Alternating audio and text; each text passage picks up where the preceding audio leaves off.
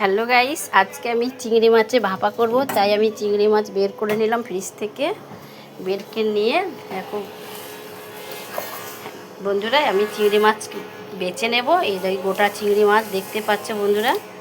আমি এবার বেছে নিই, কেটে নিই চিংড়ি মাছগুলোকে। আমি এই যে চিংড়ি মাছে ভাপা করব। এই যে কাঁচা লঙ্কা, পোস্ত, এই যে সর্ষে, হ্যাঁ আমি এই যে চিংড়ি মাছে ভাপা করব। তাই পুরো ভিডিওটা দেখতে থাকো। আমি মাছ কোটাকে বেছে নিই। হ্যালো গাইস, মাছ বাছা হয়ে গেছে, দেখো বেছে নিয়েছি কি সুন্দর করে। আর এই যে সর্ষে, কাঁচা লঙ্কা, পোস্ত বেটে নিয়েছি। এবার চলো এবার আমি চিংড়ি মাছটা ভাপা করছি কিভাবে, তোমরা কি কি দিচ্ছি তোমরা ভিডিওটা দেখতে থাকো। এই দেখো চিংড়ি মাছগুলো দিয়ে দিলাম টিফিন বাটিতে। তারপরে দিলাম হলুদ,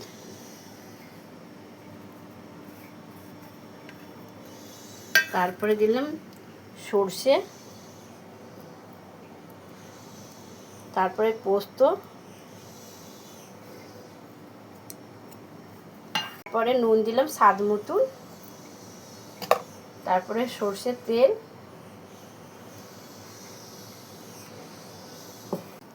তারপরে দেব একটু হালকা করে লঙ্কার গুঁড়ো,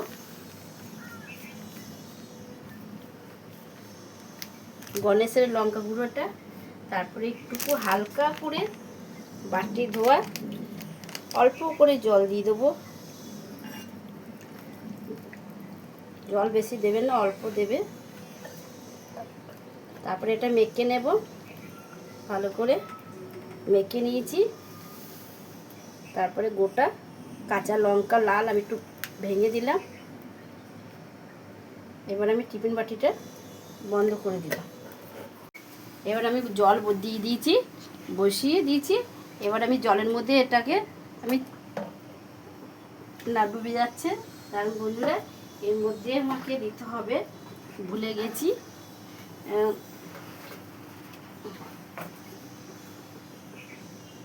এর মধ্যে এটা ট্যানটাকে বসিয়ে দিতে হবে। বসিয়ে দিয়ে এর উপরে চাপিয়ে দিলাম। তারপরে আমি থাল চাপা দিলাম। এবার ভাপে এবার সিদ্ধ হবে। হ্যালো গাইস, ঢাকাটা খুলে নেব। দেখো বন্ধুরা, জল ফুটছে, হয়ে গেছে। এবার আমি নামিয়ে নেব।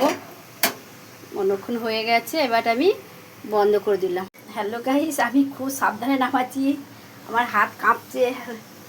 এই আমি এখানে নামালাম বন্ধুরা, ঠান্ডা হোক তারপরে আপনাদেরকে দেখাবো। হ্যালো গাইস, ঠান্ডা হয়েছে, আমি একটু খুলে নিই, খুব গরম লাগে বন্ধুরা, খুব গরম।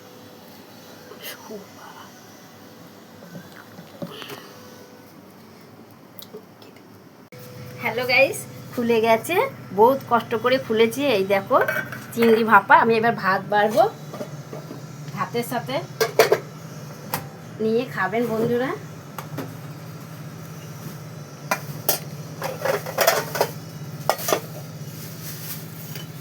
এই ভাতের সাথে এইভাবে নেবেন চিংড়ি ভাপা, এইভাবে নিয়ে ভাতের সাথে এই ঝোল দিয়ে আর কাঁচা লঙ্কা ডলিয়ে এইভাবে খাবেন। আমার ভিডিওটা দেখবেন, একটা করে লাইক করবেন, কমেন্ট করবেন, শেয়ার করবেন, আর পরিবার নিয়ে খাবেন। ভালো থাকুন, সুস্থ থাকুন, টাটা।